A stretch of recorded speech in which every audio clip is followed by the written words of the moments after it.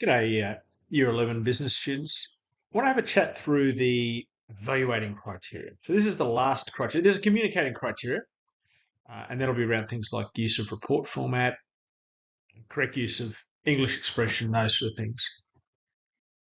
But of the actual criteria that we work towards, we start with the describing about the situation, the business environment. We then go to explaining. In this case, the explaining was all about the total product concept. And then we go to the analysis tool. This is analyzing analysis tools and the relationships and trends. The analysis tool this time is a USP analysis. And now we get on to evaluating. This is the last thing we've got to do. And basically what we're going to do is we're going to use business criteria. And we've always got these 4 business criteria. Efficiency, how well does it use resources? Effectiveness, how well does it meet stakeholder goals? So it's important to nominate the goal. Like, for example, profitability is a goal that we might always use. Stakeholder satisfaction, important here to talk about which stakeholders we're talking about. Maybe the stakeholders are owners in the business. Maybe the stakeholders are the staff who work in the business. And lastly, competitiveness. How well does it compare to other services or products in the environment? To evaluate a business strategy. So you've got to think about that. And that's kind of going to be important in this case because you're asked to evaluate a marketing strategy they're using and an operations strategy that they're using. You've got to make a decision, what's the best strategy, and explain it, justifies the word they use in the criteria. And you've also got to make recommendations. Now, these recommendations are different to the decision. These recommendations, I think in this case, will go back to the business problem that you identified in the at the start of the assignment in the describing section, and it's going to allow you to say, well, what are the things they should do to improve this situation? So different from the decision, you're going to make some recommendations. Here's what the task asks us to do. So evaluate a current marketing strategy and a current operation strategy. So you've got to identify for your business, what are they doing for marketing, what are they doing for operations? So for example, if I was doing Qantas, a current marketing strategy, you might look at their frequent flyer program, which has been a huge success for them over a long period of time. Current operation strategy, you might look at the app, their app, and the way they're using their app to track baggage movements for customers. Another operation strategy you might use is the automated check-in. You've got to use the business criteria of effectiveness. Okay, so effectiveness, we said that was the one. How well is it meeting organisational goals? So you've got to decide what the organisational goal is. But here, we've given it to you. We said, okay, which is going to be best in increasing the profit of the business? And competitiveness. So competitiveness is all about how well does it compare to others in the marketplace? So how well does the operation strategy, how well does the marketing strategy compare to others in the marketplace? And then you've got to make a decision as to what the most important strategy for the business is. Explain why. You've got to justify that decision and propose recommendations to address the business stated challenge, right back in that first section. Here are the criteria. Now, remember, when it's out of 7 in business, it tends to be worth about 700 words. So we've got to use those business criteria, effectiveness and competitiveness, to make a perceptive judgment for a marketing or operations strategy, which is best. We're going to thoroughly justify that decision. And going to make some insightful recommendations for the business situation. So insightful means just not something you'll see every day. Something that's profound, a little bit beyond the other. Informed is the next level down. Well, informed is pretty good. Informed means that it's a thoughtful decision. It takes into account appropriate information and we make a recommendation. Insightful is a little bit better than that, beyond that. So we have talked about this a fair bit of time, 700 words, don't go over it.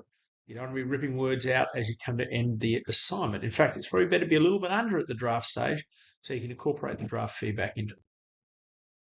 So let's have a little look at some examples now. And there are different ways to go about this, and I'll give you some examples of people using paragraphs that did high quality work and people using a table. The thing I like about a table is it gives you a real focus.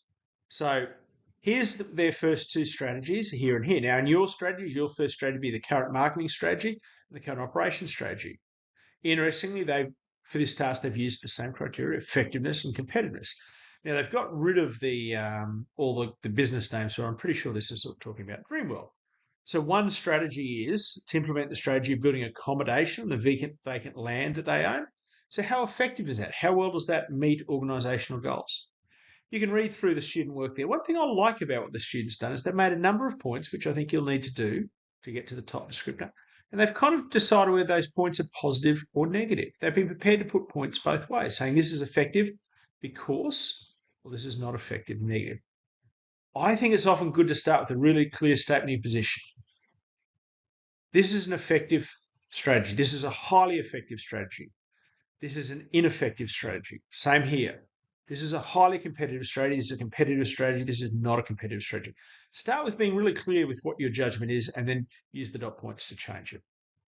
So that's what you can do. A marketing strategy here that they're currently using, an operations management strategy here that you're currently using, and you're going to think about comparing those two. You don't have to use a table. This person has. And their report goes on a little bit further here. They then come to a decision. Now, remember we said it's not just a decision, it's got to be justified decision. After evaluating both repositioning strategies, it was decided the strategy to build accommodation adjacent land should be chosen. So there's your decision. Nicely done. This was decided, here's your justification. This was decided to offer such a new and enticing product that's not been released by any competitors and will give Dreamworld the competitive edge in the post-maturity stage. Competitive edge. Now, they're at a different stage. This was a later, you'll be talking about post-maturity next year. And push their business into renewal, which is an important thing when you're starting to get new projects. The strategy to utilise emerging technology was not chosen as insufficient evidence to support that society would respond positively to the product. So that's why that decision was made. I think that is a thoroughly justified decision, thoughtful and thoroughly justified. Now you've got some recommendations. These are different to the decision. So let's see if they've made this decision separately. It's recommended that Dreamworld continues to implement their accommodation, but conducts multiple surveys to tourists. So this is about how to go about it. There's the decision, recommendations, multiple surveys to tourists.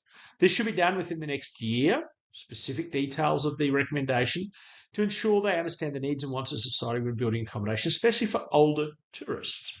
This will ensure the strategy is successful, leading to maximum growth. That's pretty good. And growth being one of the key things that you're looking at when they're talking about this stage of the business cycle. And let's face it, most stages of the business cycle, growth is an attractive thing. Now, you've got to have recommendations generally meet the top. So they've got two here. Secondly, it's recommended that Dreamworld release a small-scale 3D attraction off the main theme park where people can sample the virtual attractions for free.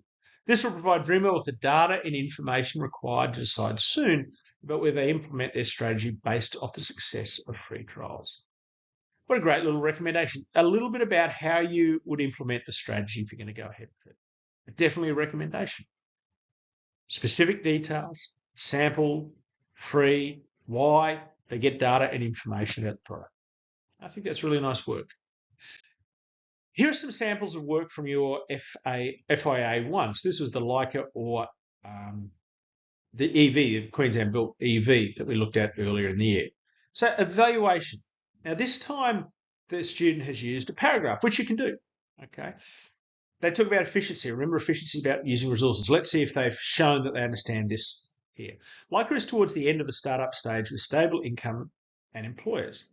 This is a highly efficient business due to the use of resources. They're talking about the use of resources throughout this stage. Resources include the use of sustainable produce and fulfilling customers' wants.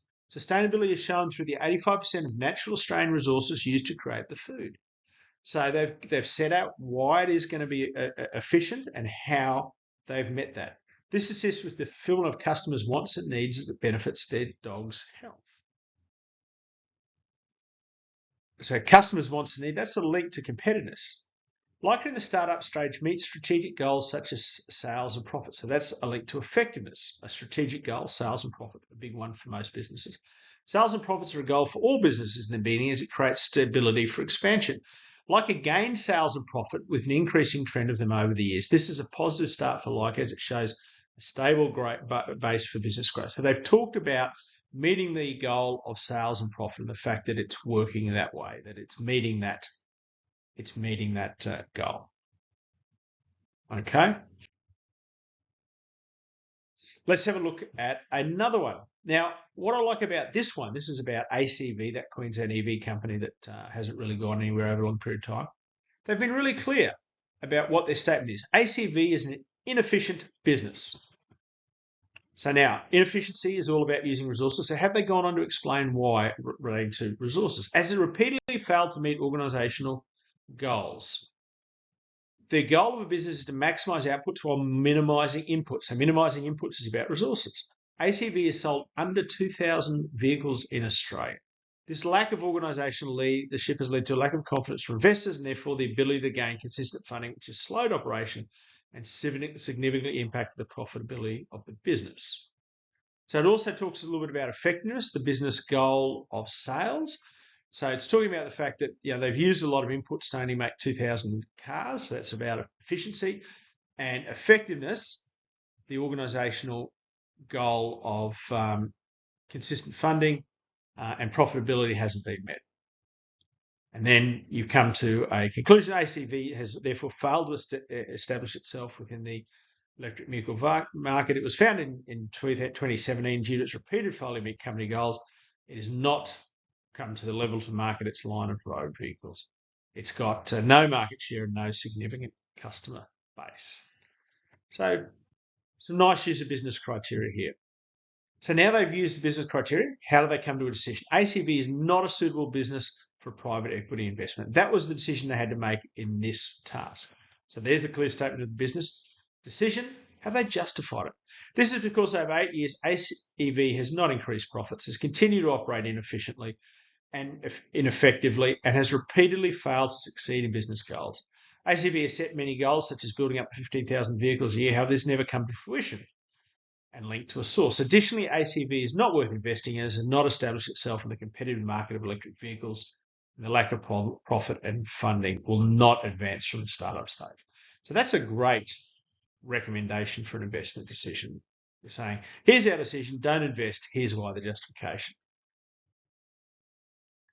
Now we get to the recommendations, the last part of it, got to be separate from the decision. And this was for a different business. This was for Leica, the pet food one again. So Leica dog food is only available in Australian markets, which make up 3.8% of the global market. However, the United States is a world leader in the pet food market with a global market share of just over 40%. So for Leica, expansion is a necessary improvement to gain a competitive edge, access increased staffing and diversify revenue streams. Additionally, the company must educate its team. So the first recommendation links to global expansion, particularly the US market. The second recommendation, the company must educate its team on cybersecurity best practice as a first line of defense against hacking. Moreover, all data should be regularly encrypted as a company handles confidential customer information. So a useful recommendation for a company that does a lot of online operations. So there we go. That's what we're going through for this next and this final criteria, which is the evaluating criteria.